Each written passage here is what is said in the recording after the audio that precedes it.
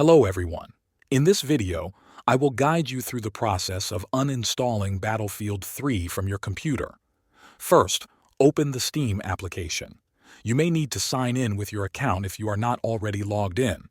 Once you are in, look at the top menu and click on Library. This will show you all of your games. In the list of games on the left side, scroll down until you find Battlefield 3.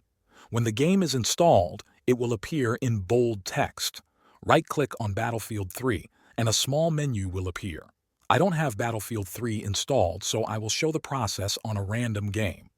From that menu, move your mouse over Manage, and then select Uninstall. A pop-up window will appear asking if you are sure you want to uninstall Battlefield 3. Click Uninstall to confirm. Steam will then begin removing the game from your computer. This will take a few moments depending on the size of the files and the speed of your system. Once the uninstall is finished, Battlefield 3 will no longer take up space on your computer. If Battlefield 3 is not installed on Steam, you can also uninstall it from the control panel. On Windows, click the Start button and search for Control Panel.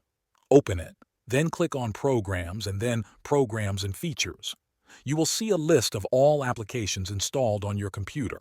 Scroll down the list until you find Battlefield 3.